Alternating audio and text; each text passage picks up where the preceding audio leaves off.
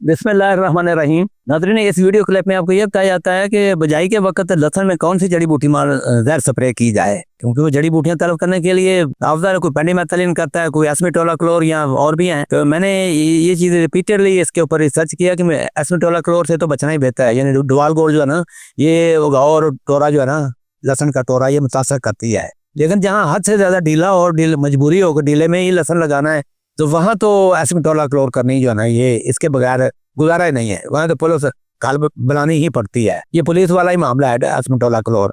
तो बाकी रहेगा कि पेंडिमेथलिन जो है ना, ये एस्मिटोलाक्लोर के मुकाबले में कहीं ज़्यादा सेफ है। पेंडी प्लस असीटो का आजकल मार्केट में बहुत ज़्यादा फिर रही है, वो बिल्कुल ना की जाए। असीटोक्लोर जो है ना, वो बहुत ज़्यादा स्ट्रेस देती है, वो तो एस्मिटोलाक्लोर से भी ज़्यादा स्ट्रेस देती है। ये बिल्कुल नहीं करनी चाहिए। इसके एस्मिटोलाक्लोर के मुकाबले में पेंडिमेथलिन फिर भी बेहतर है।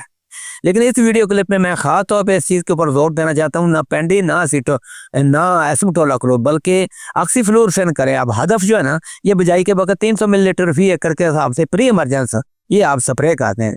बिजाई करके 1 दिन बाद करते हैं, 2 दिन बाद करते हैं, उगाओ से पहले पहले 4 दिन बाद भी आप कर सकते हैं। यानी कि अभी इसका फूटना शुरू ना हुआ हो, ऐसे पड़ा हुआ लहसुन, तो उसके ऊपर स्प्रे करते हैं। ये ज़्यादा लॉन्ग शॉट और बड़ी हर्बेसाइड है, ज़्यादा लंबे अरसा तक एस्मिटोलाक्लोर के मुकाबले में भी ज़्यादा लंबे अरसा तक कंट्रोल करती है। पेंडी के मुकाबले में भी ज़्यादा सेफ है और ज़्यादा लंबे अरसा तक ये कंट्रोल मुहैया करती है।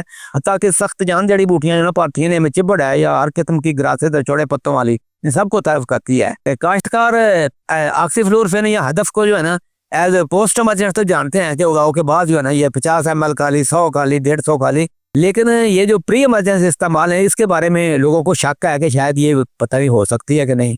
मैं अर्ज करता हूँ, जो बंदा एक मरतबा काश करके हदफ को 300 मिलीलीटर फी एकड़ के हिसाब से स्प्रे कर लेता है ना, वो हमेशा का इसी का ही हो जाता है। क्योंकि 3 महीने तक जो है ना, जड़ी बूटियाँ उगने नहीं देती। इसकी वीकनेस सिर्फ एक ये है कि डीले को ये पूरी तरह इफेक्टिवली कंट्रोल नहीं करती। जहाँ पे डीले का सीवियर प्रॉब्लम हो, वहाँ पे तो आप एस्मिटोलाक्लोर ही करें। लेकिन जहाँ पे डीला कदरे कम है, क्योंकि ये 50% तक डीले को एड्रेस करती है, डीला भी कंट्रोल करती है, लेकिन 100% इतना नहीं करती जितनी एस्मिटोलाक्लोर करती है। तो बाकी इसकी सेफ्टी बड़ी गजब की है, पेंडिमेथलिन की तरह जो है ना, ये सेफ है। तो इसका रेजिड्यूल कंट्रोल जो है ना, कंट्रोल का दौरान या 3 माह तक, इसलिए एक लहसुन के काश्तकार जो है ना, इस साल ऑक्सीफ्लोरोक्विन को जो है ना, एज ए प्री इमरजेंस हर्बेसाइड इस्तेमाल करें तो बेहतर रह जाएंगे।